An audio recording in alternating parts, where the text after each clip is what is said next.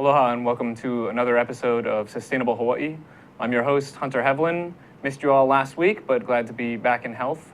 Today we're talking about going from Vai to Waiwai and discussing the history and future of hydropower in Hawaii. And we are joined by John Wareheim, the president and owner of Pacific Hydro. Thanks for joining us today, John. Thank you, Hunter. I'm glad that we sort of caught you in this brief trip on Oahu. You're based on Kauai these days? Yeah. But make a fairly frequent sojourn over to the gathering island. I work on all the islands, and for quite some time our main office was in Honolulu, so I'm kind of familiar with town. Nice. So Pacific Hydro, I mean, what do you do? What's your elevator pitch? Well, we specialize in the development, design, and development of hydropower projects. Also the maintenance and repair of existing projects, and we also supply equipment and upgrade existing projects and supply equipment to new projects. So sort of everywhere along the supply and service chain of hydropower. Yeah. Is that, are you sort of the sole operator in that industry locally, or is there a network of there's no other organizations? company in Hawaii that specializes in hydropower, and it's a small market, and we've had to work not just at Hawaii but actually worldwide in order to stay busy. And so how did you end up here? How did you come into this work? Well, I originally came to Hawaii right out of college in 1970. And I got involved with, this was in the era of the end of the plantations. So there were a lot of plantation closings, or there were a lot of plantations that were planning closings. And a lot of experiment in alternate crops. And I got involved in that, not only farming, but more infrastructure, farm infrastructure development, farm development, processing plants, even farm housing. And one of the needs we had on several projects was energy, because we were developing farms that were far off the grid, and it was just prohibitive to bring power, to bring grid power in. So I was fortunate enough to work on several projects that just had the topography and the water so that we could develop hydro plants, and that was how it began.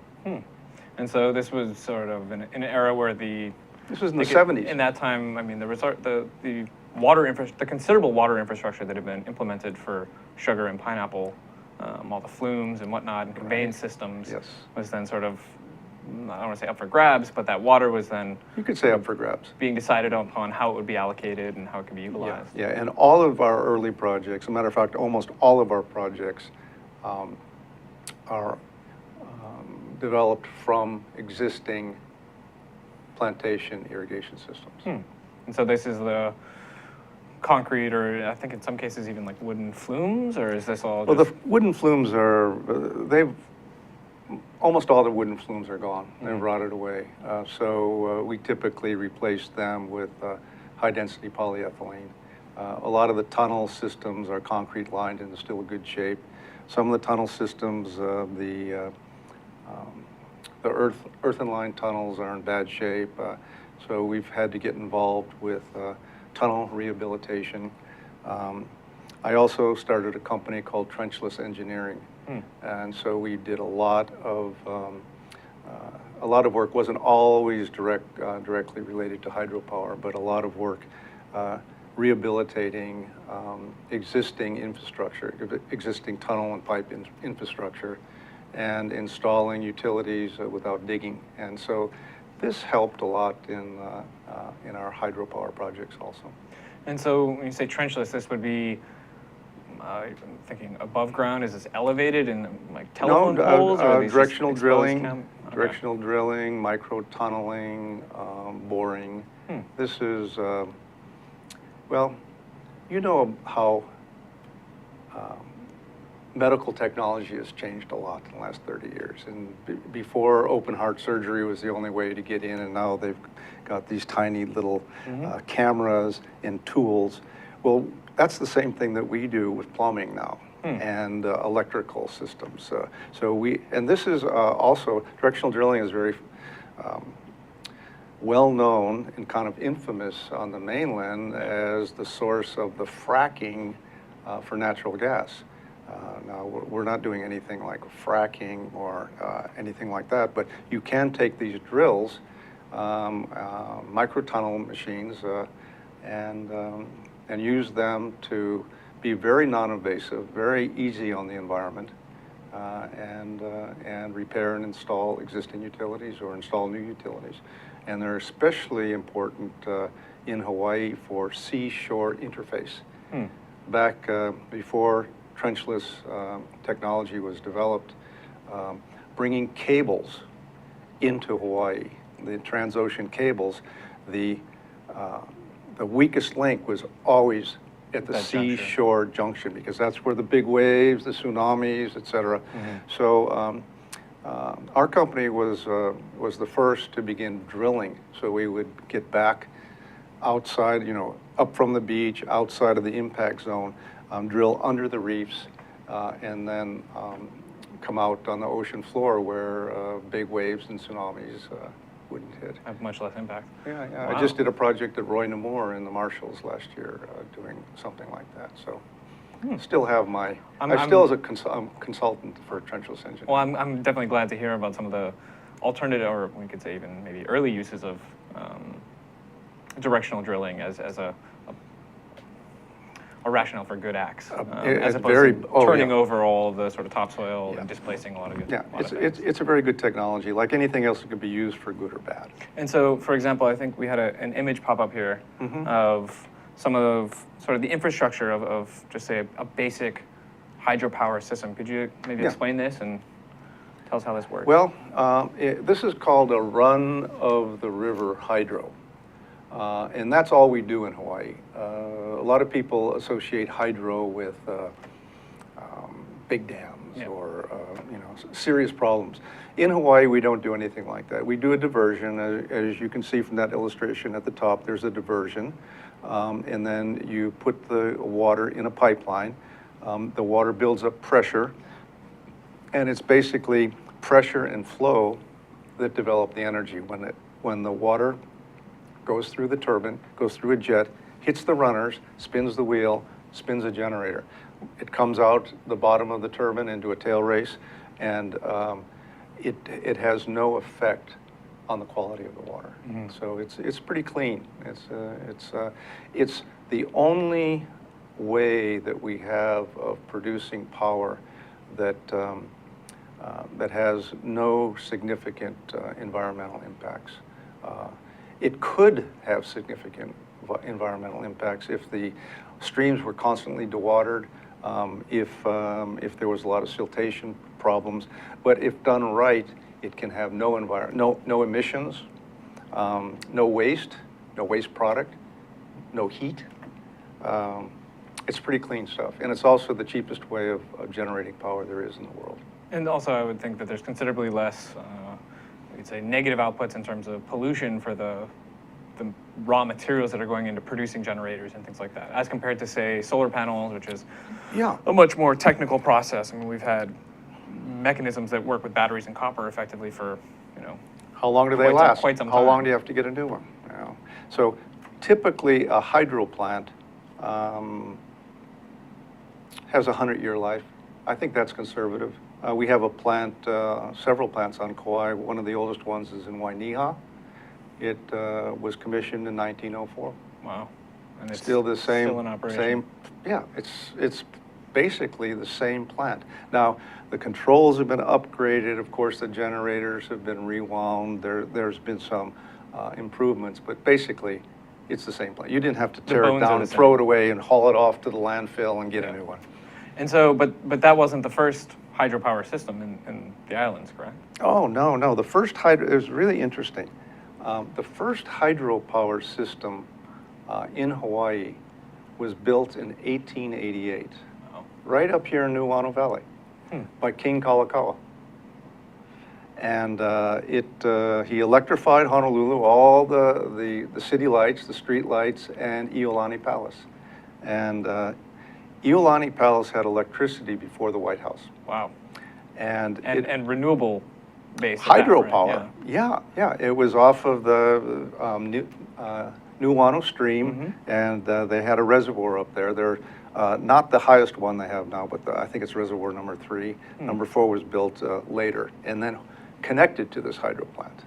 And so it was an upgrade. But Kalakaua was an amazing guy, amazing monarch, a man of science and vision. And this was a multi-use water system. It wasn't just a hydro plant, because it also supplied potable water, and the water in the tail race also supplied all the kalaloi in Nuuanu that was downstream of the plant. That is amazing. So it was a multi-use water system, and that is what we specialize in. Many of our hydro plants, they don't only produce electricity. They produce potable water in some cases, often produce irrigation water. And so, I mean, this seems to fly very much in stark contrast to, say, a coal plant or a diesel-burning power plant. I mean, there aren't a lot of extra uses that you can tack onto that. I mean, conceivably, you could be garnering something from the waste heat with, Stirling engines or some more updated equivalent, but that the notion that we're producing power while offering up a potable water system and an irrigation system, and essentially doing so with no pollution, no negative impacts on air quality, no waste, and no waste. Yeah. And quite efficient. The downside is that hydro plants are very capital intensive, but they produce the cheapest power that there is on the planet right now. But you've got to come up with that capital. But typically, they're not hard to finance if they pencil out properly. But that's sometimes a stumbling block for some utilities or some developers. Is the capital cost, but it's a great investment. I feel like that's often the case with a lot of sort of, we could say, like the most sustainable technologies, or the things that are, which is sort of a nebulous phrasing, I realize, but that the stumbling block to utilizing technologies that we already have or that have been around for a long time that may provide more co-benefits or more effectively provide the initial outcome that we're seeking can be more capital intensive up front, but that our maintenance costs, they amortize much more gracefully than, say, a hard infrastructure of some other kind. But it's not next quarter stuff. It's not the kind of thing that, it's not a get-rich-quick thing. And there's often, there's problems with those long-term investments with a lot of business plans.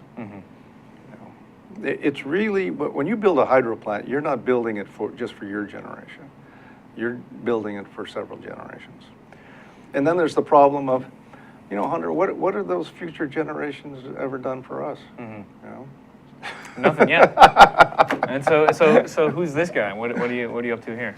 Oh, this is the rehabilitation. We rebuilt the 1.2 megawatt Mauka hydro plant in Waimea Canyon on Kauai. So, I'm a nuts and bolts guy. I like to grab a wrench and get in there. So that's typical of the kind of stuff we do. This is not normal for me. I'm usually dirty. And so in that image, I mean, it looks like, for folks that aren't familiar, the internal workings, those are a series of sort of spoons or scoops. That is a vertical shaft Pelton wheel. So the shaft is like this. The wheel spins like that. You've got 6 nozzles around it. The beauty of these plants is that you can put a lot of water to them, because in a horizontal shaft, usually there are 1 or 2, maybe 3 nozzles at the most, because the thing is mounted horizontally, and you just can't get at the wheels. I mean, part of the wheel's under the floor. Inaccessible. Yeah, inaccessible. With this type of wheel, we put 6 nozzles on that, and it can take a lot of water. And it's very efficient. Really beautiful plant, originally built in 1930. Wow. And we rehabbed it. I love this job. A lot of these are very remote. So this job was so far up Waimea Canyon that we had to camp there. So we would stay there for 5 days, sometimes 6 days. Sometimes we stay the whole weekend and hunt. Wow. And we had the old ditchman's cabin up there. But one of the things that has attracted me to hydro is that it's always in beautiful places. I was going to say that's a far cry from managing a coal factory or something to that effect. But it's pretty clean stuff. We're going to take a quick break. We Okay. hope you camp out for these messages and join us after the break. Thank you. Hi, my name is Andrew Howard. I'm an astronomer at the Institute for Astronomy at the University of Hawaii up in Manoa. I'd like to tell you about the annual open house that we're having this year. It is on April 6th, 11 to 4 p.m. It's an all ages event, kids, grown-ups, even people in between, everyone is welcome. We have a lot of really fun activities. You get to meet astronomers, look at yourself in an infrared camera, play with Legos, make robots, look at videos. You can even some of the kids like to make comets out of gravel and snow. Even adults like to do that too. You'll be able to look at the sun with a solar camera safely. It's really a great activity. We do this every year in April, and I hope to see you this year. Thanks. Inspired by an ancient culture, classical Chinese dance, vigorous physicality, timeless stories, 5,000 years of Chinese music and dance, Shen Yun presents authentic Chinese culture. Coming to Blaisdell Concert Hall, May 8th and 9th. Tickets at shenyun.com or call 808-792-3919. All right, aloha and welcome back to Sustainable Hawaii. I'm your host, Hunter Hevlin, and today we're talking about From Vai to Waiwai, the history and future of hydropower in Hawaii. We're joined by John Wareheim, the president and owner of Pacific Hydro, and you were just telling us about some of the joys of working on hydropower in the islands. Yeah, there are almost all the hydro plants that I've ever worked on have been in beautiful places and really nice environments, and we always want to keep them that way. I would think, though, that the majority of us aren't used to having come across some even micro hydro system, let alone some of the scale that you've been working on. It seems like that a potential shortcoming in the islands is that there's a relatively specific set of parameters where these types of systems can be implemented. Yeah, absolutely, right. And we don't have that many sites. We certainly haven't maximized our potential in Hawaii, and a lot of the hydropower sites that were operating during the plantation era, several of them are no longer operating. A lot of them were abandoned during the time of cheap oil because they just felt, maybe they had a big repair to do, an upgrade, the penstock was leaking, and oil was cheap. So they just abandoned them. So there are abandoned sites all around the state and other sites that could be developed. And so Kalakawa's hydro plant is still in Nuuanu Valley. And it's just sitting there waiting. Just sitting there. I mean, you couldn't rehab it. It's been it's been rusting for quite some time. But that's just an example. It's still there. The pipeline's still there. The building is still there. So it really wouldn't take all that much necessarily to. No, it really fix wouldn't. the Once you have that conveyance and kind of, upgrade you and- have the design and the infrastructure there, you've got most of it done. So when we think sort of future tense, are there dams? Is that one of the things that would make these work better here, or is that?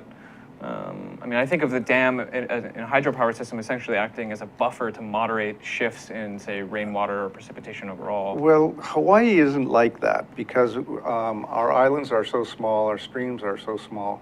Our hydropower potential here is run of the river. Mm-hmm. It's not large storage. We don't have the topography for it. And I don't think that we have the political will for it. Really, it's not suitable for our environment and environmental ethic, mm-hmm. Because a lot of those big dam projects are disasters. Yeah. And that's not going to happen in Hawaii. What do we? What's going on here? Oh, that's interesting. That was one of our first backyard projects. That's Fred Kernan. That's in Hilo. In the town of Hilo, he built I think that's an 8 kW hydro plant. He got together with his neighbor and built that in his backyard. And I think maybe 1982 or 1983. It's still running, still going strong. And the guy, rather than having an electric bill, he's been getting a check every month for $200 or $300 since the early 80s. Wow. And he's doing that as a cooperative, it sounds like, with at least one neighbor. Yeah, well, that neighbor, actually, it was Ed Wentz, Fred Kernan, and they're old buddies and friends and neighbors, and they got together because they shared the stream. Ed, unfortunately, he died. And then Fred bought Ed's place from him, and so he owns both sides now. Wow. Not bad. Yeah, so we do everything from these backyard, small-time things to megawatt projects. You know, I love it, so I'll do, even if something doesn't quite make sense for our company, I just like to, I enjoy doing it. And so I think right now, I mean, there's a sort of, I think at least in the islands, a welcomed lull in the cost of energy, or at least in the cost of oil. Yeah, I would think that that's a pretty good sort of opportunity in this brief respite of cost saving while, you know, we have a little extra budget fat to potentially invest into some of these types of programming. Yeah, it's time to build now, as far as I'm concerned, because the costs are lower, and it's not going to last long. So and not to put you on the spot for numbers, do you have a sense of our overall sort of energy profile, what amount of it is made up with hydropower at this point? Or I have a could be. Well, there is almost no hydropower, a few small plants, but let's use Oahu. Mm-hmm. Okay. Almost all the traditional hydro plants in Oahu, the plantation plants, Kalakawa's plant, have been abandoned. These powerhouses are still there, some of the penstocks are still there, but Oahu is getting virtually nothing from hydropower. Of all the islands, Kauai has the most, and it's still less than 10%, maybe 8%. Now, Kauai's potential, Kauai could easily bring it up above 10, 12%, but that's significant, you know, and every little bit helps. Oahu, because the load here is so great, even if all of the hydropower potential on Oahu was developed, and I think it should be because it's the cheapest power that we can develop, it still wouldn't make a significant contribution. It wouldn't, even though it's cheap, you wouldn't see a big change in your electric bill. But what Oahu does have, and Kauai, Maui, all the high islands, and most of Hawaii is tremendous potential for pumped storage hydro. Now, this concept, this is the idea where you don't take run of the river. You're not taking the water out of the river and running it through a turbine and putting it back in the river. You take a reservoir, an upper reservoir and a lower reservoir. And all of the excess sustainable energy, and in Hawaii, the thing that we would have the most of would be PV, photovoltaic energy. There are a lot of neighborhoods now that are 120, 130, 150% saturated with PV. In other words, they're producing more PV, say in the middle of the day in July on a sunny day, than they can use, and they're exporting it. Now, they're exporting it to neighborhoods that don't have as much PV. Well, quite soon, they're not going to be able to export it anymore. We have to, right now we have to use all the PV that we make. Well, I think, so part of that is that one of the issues that we have is there's only so much in our distribution that our distribution systems can handle, right. And that when there is these excesses of energy, that we have no place to put it, right? We don't have and that's where pumped storage battery comes banks. in. Right. This is so the cheapest. Hydro is the cheapest way to generate power. Hydro is the cheapest way to store power. massive, so think of pump storage as a massive battery. You have a big reservoir here, you have a big reservoir here. You have a turbine at the bottom that also runs as a pump. All during the day, when you have peak solar energy, you're pumping water up and storing it. Then at night, you're releasing the water.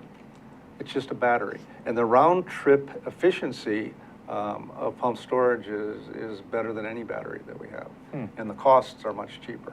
So this is a way that we could open up the potential of Oahu or Hawaii's solar power. We're already moving forward with a pump storage on Kauai. We have a co-op, KIUC. We're a co-op run utility on Kauai. And we're moving very, very fast towards 100% renewables, much faster than Hawaiian Electric. But the potential for pump storage on Oahu and the potential for PV is phenomenal. Think of where the biggest, you have to have it up high, right? You need a big reservoir. You need a lot of capacity. Lake Wilson, 3 billion gallons. That's the most incredible that's a big battery. Storage. That's the biggest battery that Oahu is ever going to see. And that could open up the PV industry on Oahu. It would blow it up. You know, it would make all the PV contractors so busy. There would be no reason to not approve PV projects, because we could take probably triple what we've got now. Wow. And eliminate all that stuff. Most of the time, well, we have some wind at night, but most of the time at night, we're burning fossil fuels. Right? So, I mean, would eliminate that. To what degree can this scale? I mean, could you take this model and apply it, say, in an urban area to tall buildings? Or, I mean, No. is there, what are the scale thresholds involved? I don't think it would pay to do it much under 10 megawatts. You know, it's looking good. 20, 25 megawatt preliminary engineering on Kauai. I think that Lake Wilson would pencil out right. Would be very good for Oahu at 100 megawatt scale, maybe 150. Which is a considerable amount of power. Oh, it's great. You know, you take that with load management and electric cars, and that can be promoted through time of day pricing, tax breaks, et cetera. You know, the government can do that. The PUC can do that, can kind of steer us in the right direction with financial incentives. And, you know, this goal of 100% sustainable energy 2050, I think it could be done much sooner. Wow. Because 2050, everyone's going to have a new car by then. So it should be electric, and in a couple of years, the range of electric cars and batteries is going to be well over 200 miles. So where are you going to go on Oahu? You drive to work, you plug in, the sun's out, all right? You're charging while you're at work. That's the peak PV. All the excess PV is pumping water up into Lake Wilson. You go home at night, you plug in, the water's being released from Wilson. You're charging your car, you know, the lights are on. You know, that other peak, the second peak in the day, is being taken care of by storage. So how does management? So here's another thing. We've got to be able to manage our loads. And that requires smart meters, and it requires time of day pricing. So if power's cheap, people should be buying it at a low price. When at night, whenever power is cheap when we've got a lot of PV available. So people should be getting a cheap price then. And then when you have to do fossil fuels, you know, you have to pay more. Or storage, pay more. So people have an incentive to use the power when it's cheap and renewable. All right. Well, we're going to take a quick break while we power back up. Join us back here in a second. Aloha, my name is Paul Jackson, better known as PJ, and my local interest is in sports. I have my own sports radio show at KWAI AM 1080 that you can stream live. I also have my own website, pjsportsradio.com. We have live guests in studio, and we talk about discussions and topics that everyone wants to know locally here on the islands. We cover everything from surfing to basketball to whatever's going on locally, sports-wise. We try to do our best and cover the topics in depth as much as we can. Once again, thank you for joining PJ here on Hawaii Sports Update. Mahalo. Aloha, my name is Josh Green. I host a show called Healthcare in Hawaii here on ThinkTech.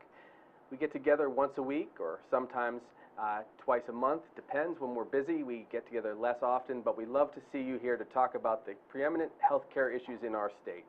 Our programs vary very widely. We talk about economics, we talk about healthcare, we talk about social issues on this program. Thanks for joining us.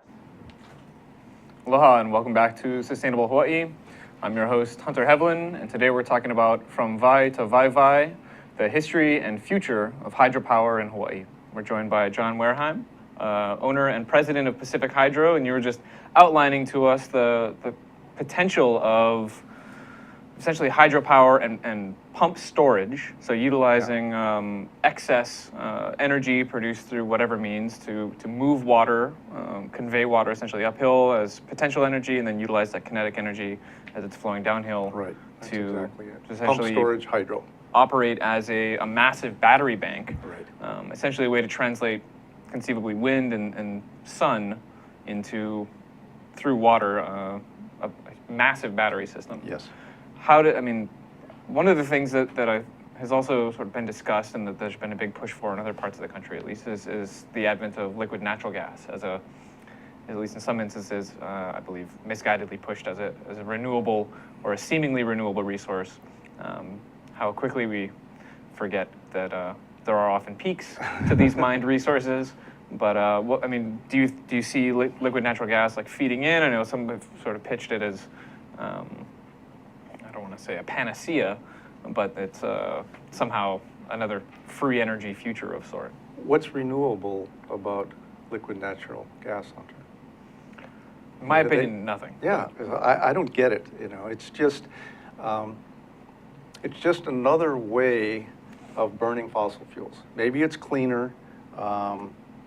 Certainly the emissions aren't as great, but when you start thinking about the effects of fracking on water resources wherever it's done, I don't think it's clean fuel. And here's another issue. So we have the environmental issues. Okay. How about the economic issues? If we invest in a renewable future here, say we have to invest $300 million in a pump storage for Lake Wilson. We have to do a lot more solar. And I think the solar could be done by maybe people just investing in their own rooftops. If we can get a penetration of close to 100% renewables, we're not exporting any money from this state. And we're talking about hundreds of millions of dollars a year leaving Hawaii. That's not going to change with natural gas. Plus, you may think, oh, what, 350 million for a pump storage system? Oh my God, it's going to saddle the ratepayers for decades. Well, what's a liquid natural gas docking facility and pipeline and processing? That could be billions. Well, we're on Oahu, we're getting well acquainted with projects with seemingly endless bottom lines. Exactly. And who's going to pay that? The ratepayer. No, so my position is it just makes perfect economic sense. And it also gives us an independence and energy security that we're never going to get with liquid natural gas. Liquid natural gas is big businesses' corporate solution to a problem where they control the commodity. We can control our water, our sun, our wind, or not control it, but we can manage it and harness it and use it.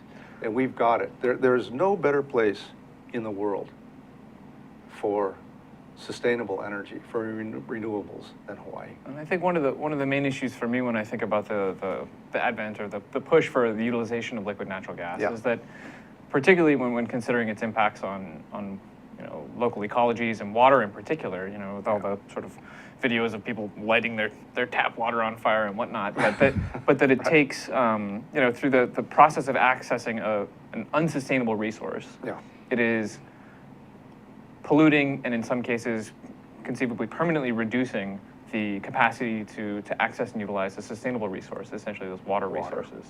Right. Which I think speaks to sort of the importance or the recognition and sort of to go back to the titling of today's, making that transition or making that connection, which there is a clear heritage connection of it here in the islands of going from Vai or fresh water to Waiwai or wealth. And I think that that essentially pump storage and other hydro systems have an opportunity to sort of take that sort of the ancestral notion with its modern implications, and to build really on make a that tradition. part of the bottom line of our energy profile. Yeah. No, that's absolutely true. The civilization of Hawaii, the pre-contact civilization, was built on irrigation. The greatness of the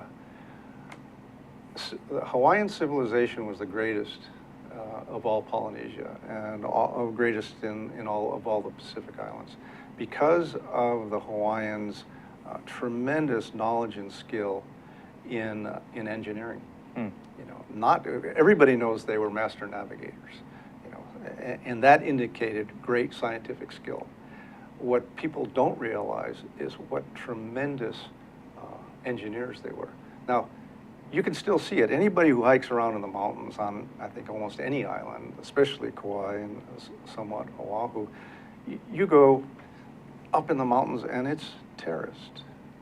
It's just terraced as far as the eye can see. You can climb up and there's terraces and old awai, lo'i everywhere. And that's why Wai is Waiwai. That was the source of wealth, traditional wealth. And that took tremendous management. Those systems weren't built by some farmer and his family. That was the infrastructure of a highly evolved civilization and kingdoms. What's in anthropology is called a pristine state, pristine civilization. And it had very complex administration and just an amazing agricultural system, including the fish ponds, including the aquaculture. So Hawaii does have this tradition, and it's in the culture. And that's because it's here inherently in the land. We've got it, but we have to use it properly. Of course, there was the management systems back in pre-contact times were phenomenal. We know that, and of course we've lost a lot of that, and it needs to be regained.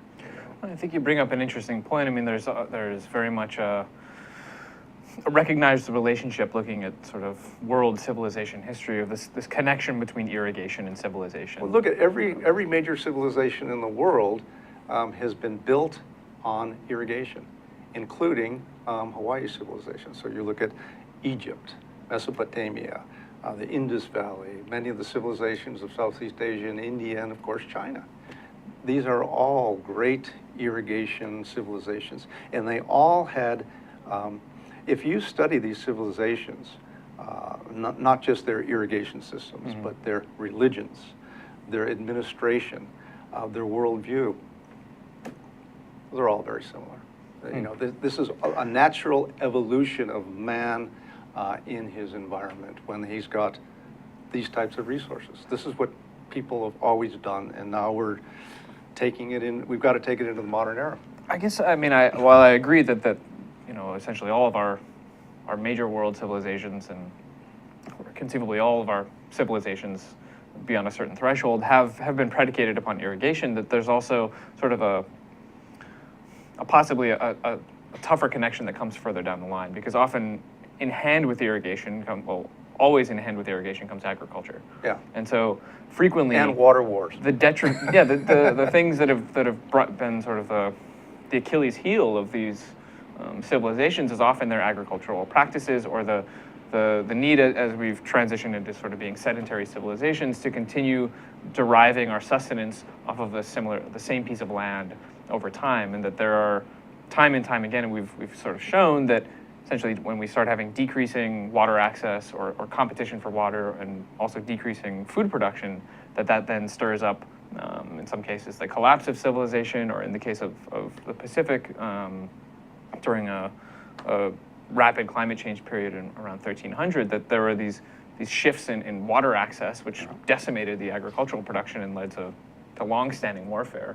So I think it sort of becomes this almost broader question of where we draw our sort of our thresholds for human progress in the grand sense, if it is tenuous. It's a tough question, you know. I mean, and if populations keep increasing, the pressures are going to get greater, and the questions are going to be tougher. And these aren't new questions, you know. Water wars and water conflicts. The UN has announced that, you know, the future, the very near future, it's not going to be over energy and oil, et cetera. It's going to be, the problems of the world are going to be over water. And this happened centuries ago in Hawaii. Mm-hmm. Centuries ago. The great islands of the cradles of Hawaiian civilization were Oahu and Kauai, because they had the most water. They had the most kaloloi by far. Mm-hmm. Yeah, I mean, now we can aerial map it. We know what traditionally was planted out. Maui and the Big Island, they didn't have it. And you'll notice that in the traditions of the various islands, that the tradition of Ku, the god of war, also the god of sweet potato, rather than Kane, the god of water and life, Ku was much more prevalent on the Big Island in Maui versus Kane on Kauai and Oahu. And you'll notice in the history of the pre-contact wars, most of the invasions came from the south to the north. Mm-hmm. And many of them occurred during droughts. Yep. Because the Big Island was able, the chiefs of the Big Island, especially Liloa, it was especially Umi and Liloa, developed the dry land agricultural systems. That allowed their populations to explode. But it wasn't kalo anymore. It was sweet potatoes, and it was rain dependent. And when it stopped raining, their people were starving, especially their armies, and they had to go north, because even if it stopped raining, the spring-fed kaloloi of Oahu and Kauai continued to produce food. So these conflicts are not new. And we're still kind of having them, you know. In different ways. In different ways. We still, I mean, I don't think we're completely around the bend, and the war is entirely no, it's going to take a lot of... in our rearview mirror from water and sort of food perspective. But to sort of bring it back to today and to the issues we face. No, that was very much... I keep going up into these places and looking at all these stones and then thinking about this stuff. So with a sort of scope of perspective now, from sort of the historical context of early management, the foundations of hydropower here in the islands, and looking forward, I mean, what do you see as critical next steps, as directives or sort of takeaways that we can begin to operate from? Well, a lot of the critical decisions are going to be made by the PUC. Mm-hmm. The buyout of Hawaiian Electric is going to be critical. I mean, if that happens, who does it? You know, we have a suitor right now. Some very hard questions need to be asked. Yep. I think that we have to be united in our opposition to natural gas and united in our support of renewables, and we need to support politicians who support this vision. Right now there's a bill before the legislature, it's called the Hydro Bill, that would help fast track and make hydropower development easier. The bill's been kind of gutted. We first proposed it for 25 megawatt, maybe and 10 megawatt projects. there was a lot of concern among some legislators. Oh, that sounds huge. That sounds like Hoover Dam. You know, Hoover Dam is 2,000 megawatts, but it's been watered down to 500 kilowatts now. I think we need to bring it back up. It's going to take a shared vision and political will. And this pump storage stuff, I think it's got to happen. Well, thank you very much for coming on and sharing your vision with us today. Thank you, Hunter. Once It was again, fun. John Wareheim of Pacific Hydro, owner and president. And join us back here every Thursday for Sustainable Hawaii, a show about making the transition from being individual consumers with rights to building communities of producers with responsibilities. Aloha.